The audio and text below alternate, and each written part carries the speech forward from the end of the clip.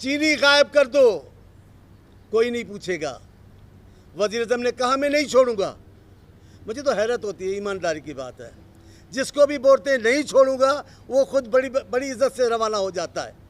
उन्होंने पहले कुछ सियासतदानों के लिए कहा नहीं छोड़ूंगा, वो सब चले गए, अपने अपने घरों में बैठे हैं। आपने क्या किया? आपने कहा लॉकडाउन नहीं करूंगा, वो जी आपके सूबों ने लॉकडाउन किया, आप तो लॉकडाउन के मामले में बेबस हैं। अभी ये कह रहे हैं नहीं छोड़ूंगा चीनी वालों को, आपको याद है ना, नहीं छोड़ूंगा। वो जी जो जिनका बड़ा नाम था, जिनको स्टेडियम में देख के लोग चोर चोर कहते थे, वो तो बाइज्जत जहाज़ों में बैठकर दुनिया से के दूसरे मुल्कों में चले गए। आपने क्या किया? आपने कहा एक भी करप्ट नहीं लाऊंगा, सारे फरिश्ते पार्टियों से चुन चुन कर लाऊंगा।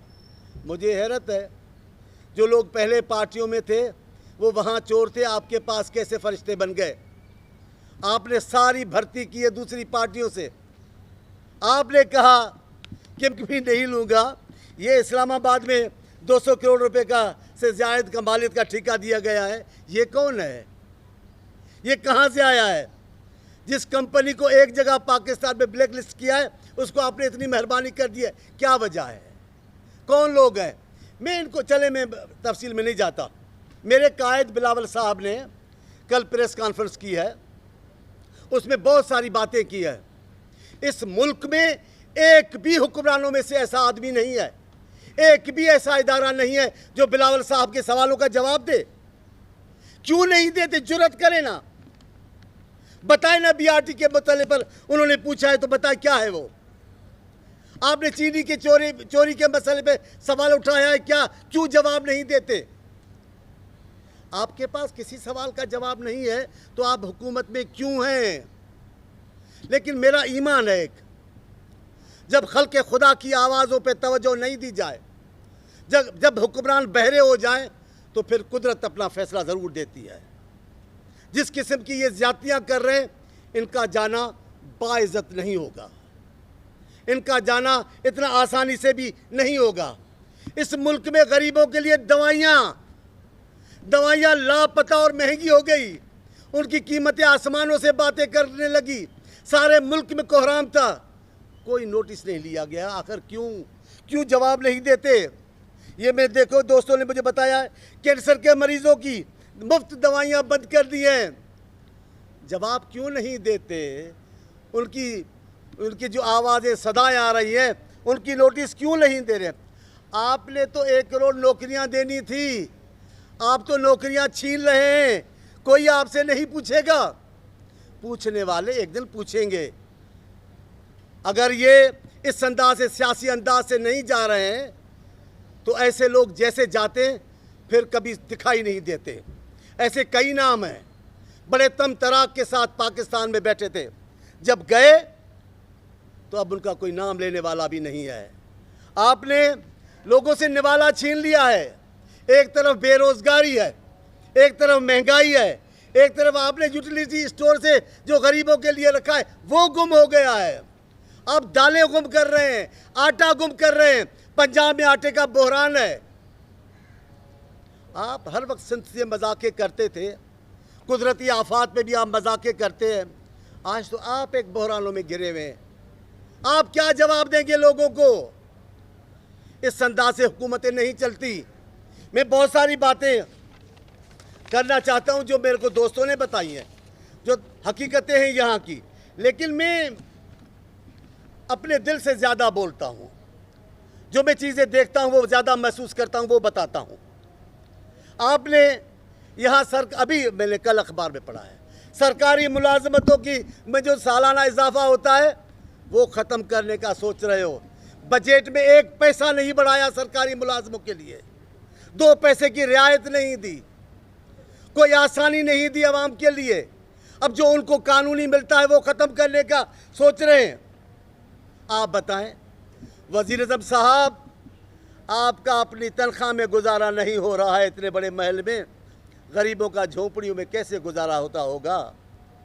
वो किसको पुकारें? वो आसमान में सदाएं दे रहे हैं, वो आपको लगता है वहाँ सदाएं की सुनाई नहीं हो रही? आसमान में सदाओं को जादू नहीं रोक सकेगा। आपकी करिश्मा साजी आसमान में जाने वाली सदाओं को नहीं रोकेगा। आप देखें पंजाब में खुदकशियां हो रही हैं, ऐसे लाताल्लुक बने बैठे हैं जैसे सिंध के किसी शहर में खुदकशियां हो रही हैं। आप तवज्जो नहीं देंगे, दुनिया तवज्जो दे रही है। मैं हैरान हूं, पीटीआई में अच्छे लोग भी हैं। मैं जब पीटीआई की बात करता हूं तो बहुत सारे अच्छे लोग भी हैं। आज देखिए वो सब खामोश हैं। जो जितना झूठ बोल सकता है, जो जितना डेटाई के साथ झूठ बोल सकता है, वो उतना बड़ा अहम और इनका साथी है। वो एक ऐनक वाला जिन कराची में है, उसने इतना बड़ा झूठ बोला, और भाई आया कहाँ से? ना मालूम कोई आया और लिफाफा दे गया। शर्म नहीं आती आपको? आप वफाकी वजीर हैं, ना मालूम कागजों पर इतनी कयामत बपा की हुई है, उसमें कुछ भी नहीं है। अब आप छुपते फिर रहे हो उन इल्जामात से।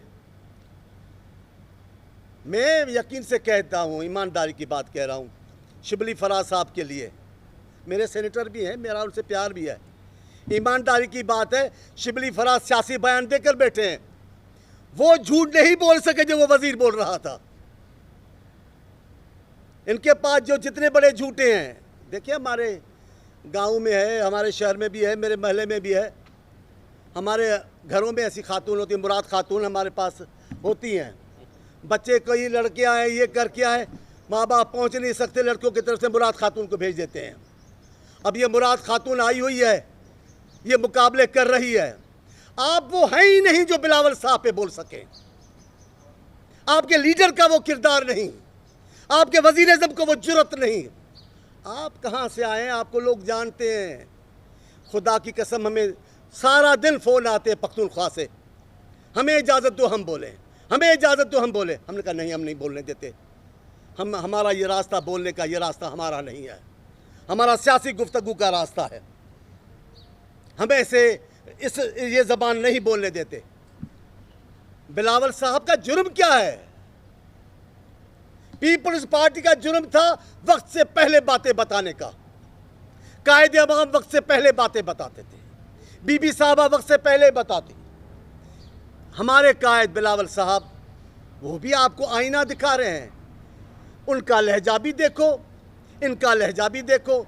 कल मुझे कोई कह रहा था, यार बिलावल साहब गालियां नहीं देते हैं, बिलावल साहब वो लहजा इस्तेमाल नहीं करते।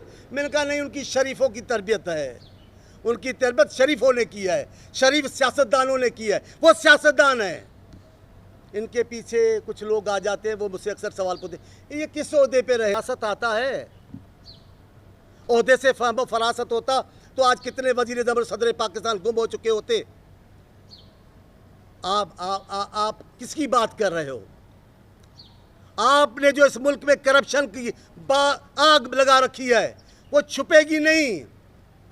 अभी तो आप ये बैठे, ये देखें, इन्होंने फिगर्स भेजी हैं, मुझे दोस्तों ने कागज़ भेजे हैं, इनकी देखें तो सही, इनकी करप्शन के मामलात, लेकिन कोई बोल नहीं रहा है। उनके वफाकी वज़रा हैं, उन प्रोजेक्ट में उनके हिस्सेदार हैं, उनकी बात नहीं होगी। मैं इनको कह रहा हूँ, आप आवाम की नहीं सुन रहे, आवाम की जो सुनता है वो सुनेगा। आपने जिस अंदाज से सूबों के साथ ज्यादती करना शुरू की है, ये आपको हजम नहीं होगी, ये पाकिस्तान के लिए अच्छा शुगुन नहीं है। आपने जिस अंदाज से ज्यादती करना शुरू की है, आपने छोटे सूबों से नफरत करते हैं। आप छोटे सूबों से नफरत करते हैं, उनके लीडरों से करते हैं। हाँ, जहां आपने अपना रखा है वहां भी ठीक है, लेकिन आप सूबों के हक के हाकिम से इनकार कर रहे हैं, ये दुरुस्त नहीं है। ये हम 18वीं ऐसी तरमीम में नहीं है, ये आइन का हिस्सा है। इसके खिलाफ आपके वज़रा छुपे छुपे बोलते हैं। जुर्रत है तो सामने बोले ना, डर डर के क्यों बोलते हो? आप आओगे, ऐसे नहीं कि आप 50 साल बैठोगे। बड़ा शौक था लोगों को 50 साल बैठने का, नहीं बैठ सकते। आपको अवाम का सामना करना होगा, आपको अवाम के सवालों का जवाब देना होगा, आपको बताना होगा, अपनी करप्शन का हिसाब किताब देना होगा। आप तो आए थे, हर वक्त अपना राग यही गाते थे करप्शन नहीं छोड़ूंगा, नहीं दूंगा, नहीं बख्शूंगा, एनआरओ नहीं दे। मांगा किससे? आप, किसने आपसे एनआरओ? अब एनआरओ का राग भी बंद हुआ आपका। अब करप्शन तो आप खुद इतने हो गए हैं। आप सुने तो सही लोग क्या कह रहे हैं। मीडिया पे चलो सुन लो। जो आपके लिए मरे मरे दोस्त हमारे जाते थे वो आजकल आप पर बात कर रहे हैं। उनको शर्म आ रही है आपकी वकालत करते हुए। सियासतदान तो कोई आपकी वकालत नहीं करता, लेकिन जो कर रहे हैं उनको भी अनकरीब एहसास हो जाएगा। वो इस मुल्क से दुश्मनी कर रहे हैं, वो इस मुल्क के निज़ाम और समाज से दुश्मनी कर। इस मुल्क में भूख, अफलास, इस मुल्क में महंगाई, इस मुल्क में बेरोजगारी, इस मुल्क में आपकी करप्शन, ये क्या नतीजा लाएगी? ये इस मुल्क में बड़ा हंगामा होगा। मैं कह रहा हूँ, मैं एक सियासी कारकुन हूँ, मैं समझता हूँ ये खामोशी जिस पे आप खुश हो रहे हैं, ये खामोशी नहीं है। यह आपने कब्रिस्तान की खामोशी करवाई है, लेकिन ये लोग मुर्दा नहीं हैं। आप जिनके जोर पे खामोशी करवा रहे हैं, जब आवाज़ खुलती है लोगों की, जब ज़बानों के ताले हट जाते हैं, तो उनके आवाज़ों के सामने कोई नहीं रुक सकता। मौजूदा करप्ट हुकूमत, मौजूदा हुकूमत करप्शन वाली हुकूमत, गैर कानूनी हुकूमत, गैर मुंतखब हुकूमत, ये बग़ैर मैंडेट के इनकी कोई हाकिमियत का हक नहीं पहुंचता। ज़बरदस्ती तो ज़ियाउल हक भी बैठ गया था 11 साल, ज़बरदस्ती तो मुशर्रफ भी बैठ गया, ज़बरदस्त तो अयूब खान भी बैठ गया। नतीजा क्या निकला? ज़ियाउल हक भी बैठा, हुआ क्या? वो आप खुद जानते हैं। अब तो आप भी नौजवान हैं, अब तो आप भी जानते हैं कि इन जिनके नाम मैंने लिए हैं उनके अदवार में क्या हुआ, वो गए कैसे हैं। एक आदमी असेंबली में अक्सर बोलता है मेरा बुजुर्ग अयूब खान। अयूब खान को आदमियों ने कुत्ता कुत्ता करके निकाला। कितनी भी खिदमत ये, लेकिन एंड उनकी ऐसे हुई है। हमारे पे लाख इख्तलाफ हो सकते हैं, भुट्टो पे लाख इल्ज़ाम लगाओ, बीबी पे लाख इल्ज़ाम लगाओ, बिलावल साहब पे लाख इल्ज़ाम लगाओ, दहशत गर्दी का इल्ज़ाम नहीं लगा सकते, करप्शन का इल्ज़ाम नहीं लगा सकते। आपकी शान जिनका एहसान है, आप उनके एहसानमंद हैं। उन्होंने आप पर एहसान किया, उन्होंने आपको पख्तूनख्वा में, आप उनके साथ हैं। आप दहशत गर्दों के साथ हैं, पाकिस्तानी अवाम के साथ नहीं हैं। मैं कह रहा हूँ पाकिस्तान के उन इदारों को, पाकिस्तान के उन अफराद को जिनको पाकिस्तान की सालमियत अजीज़ है, जिनको पाकिस्तान की वहदत अजीज़ है, जिनको पाकिस्तान की खुशहाली अजीज़ है, खुदा के वास्ते अपने आप को गैर जानिबदार साबित करें। आने वाले वक्त में आप पर उंगलियां उठेंगी। उंगलियां तो अब भी उठ रही हैं, लेकिन अभी लोगों को पास है, अपनी आपकी इज्जत का ख्याल है। लोग नहीं चाहते अपने इदारों को ख़राब करना, लेकिन आपको ज़रूर नोटिस लेना होगा। इमरान खान इस मुल्क के लिए तबाही का बायस है। इमरान खान का हर दिन पाकिस्तान के अवाम के लिए मुश्किल दिन है। पाकिस्तान के लिए ये जो ख़ुद को फरिश्ते कहते हैं, ऐसे करप्शन की मिसाल आपको जो मिलेंगे आने वाले दिनों में, अब भी आए दिन जितनी बातें हो रही है वो आप देख रहे हैं। एक ही बात करते हैं आपके वफाकी वज़रा के लिए, ये 200 अरब की बात कर रहे हैं। ये किसका है? ये कौन है आपका तिजारत का वजीर? बताएं ना, ये कहाँ से आया है? ये के इलेक्ट्रिक में जो बहरान है, इसका कौन जिम्मेदार है? ये आपके गायब में मदद करने वाले कहाँ से आ गए हैं? ये कोई मौजज़ा है या कोई जादू है? आपने जादू से तमाम चीज़ गुम कर दी है, लेकिन अनकरीब इस जादू से बड़ा जादू जो सर चढ़ कर बोलता है, अल्लाह की ताकत, अवाम का जादू, वो सर चढ़ कर बोलेगा। अवाम अपना फ़ैसला देंगे, आपको पता चल जाएगा कि कितने पानी में है आप, क्या होना है आपका। आपकी बड़ी मेहरबानी। सर, आपने कहा कि पहले छोटी छोटी बातों के ऊपर नोटिस दिया जाता था, अब नोटिस इतना कुछ हुआ नहीं दी जा रहा था। आपका इशारा किस तरफ? जी, आप किस तरफ इशारा कर रहे हैं कि नोटिस पहले छोटी छोटी बातों पर नोटिस लिया जाता था, आप समझ गए हैं। अब नोटिस ही नहीं लिया जा रहा। बखुदा अगर आप नहीं समझते तो ये सवाल नहीं पूछते। यार इनकी तो देखे ना फोटो का डोल दोस्तों, जो आप नहीं समझते तो नहीं यार इनकी तस्वीर सादा है, आप बता दे। आप तो बहुत सादा हैं मेरी जान, लेकिन यार इनकी तस्वीर तो निकालो, कैसे हंस रहे हैं सवाल पूछकर। तो बोल दिया है आपने बोल दिया, मेरा काम हो गया है। मेरा क्या में जवाब खुद मेरे को पता है। अब वो हमारे महरम में बड़ी बात मशहूर है ना, वो कोई इमाम बारगाह के करीब गए तो मोमिन ऐसे बोलते जाने अली, इधर गाड़ियों में भी देखा होगा जाने अली, वहाँ एक दिल कटा बैठा था ना, उसने कहा बैठ जाओ जी, पुलिस को सब पता है। तो इनको भी सब पता है कौन है ये, कहाँ से आए, ये मुराद खातून कौन है, ये कौन है के इलेक्ट्रिक में, ये कौन है चीनी के बहरान के पीछे, ये कौन है पेट्रोल के बहरान के पीछे, ये कौन है गैस को गायब करने वाला, ये कौन है लोगों की आवाज़ों से बहरा होने वाला, ये कौन है मीडिया पे बंदिशें डालने वाला, ये कौन है, ये कौन है इस मुल्क में लाकानून करने वाला, ये कौन है इस मुल्क में पार्लियामेंट को बेअसर करने वाला, ये कौन है इस मुल्क में अदालतों को मशकूक करने वाला, ये कौन है, ये कौन है मुकद्दस और मोहतरम इदारों को पर उंगलियां उठाने का मौका देने वाला। बच्चा जान रहा है, नहीं जान रहे तो आप नहीं जान रहे।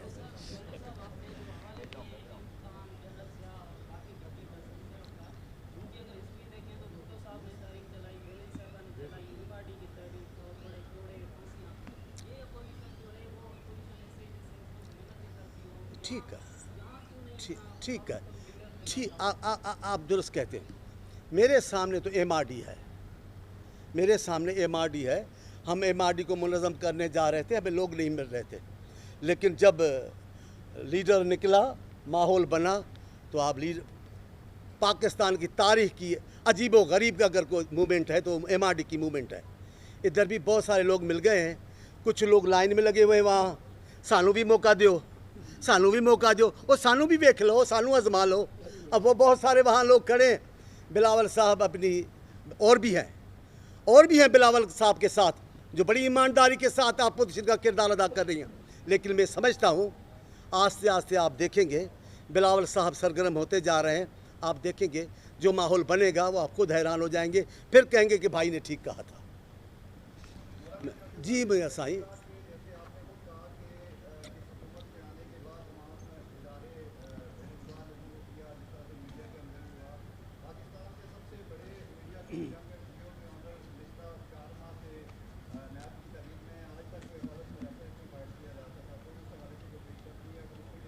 देखिए जंग अखबार और जियो के मालिक के साथ जो कुछ हुआ है हमने उसकी मजम्मत किया है, हम अमलन उनके साथ हैं।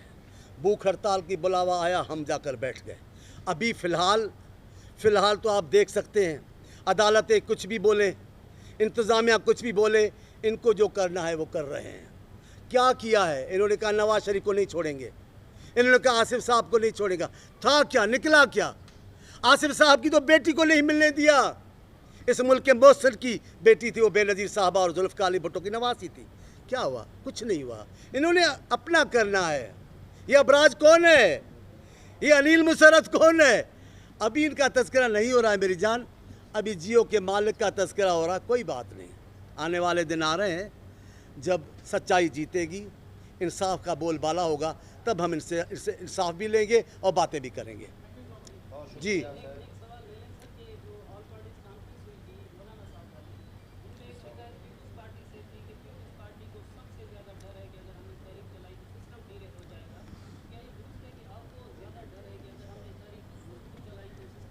यार गुलमानी साहब, एक तो खुदा को हाजिर नाज़िर जानकर आप सहाफ़ी दोस्ती गवाही दे सकते हो कि इस मुल्क में आग के गोलों के सामने कौन खड़ा हुआ, जुल्म व तशद्दुद के सामने कौन खड़ा हुआ, ये दारुल रसल किसने सजाया, ये तख्तेदार पे कौन सी पार्टी के लोग गए, किस पार्टी के कायदीन को इस अंदाज से बेनज़ीर साहबा सरे रहा कत्ल करने जैसी थी।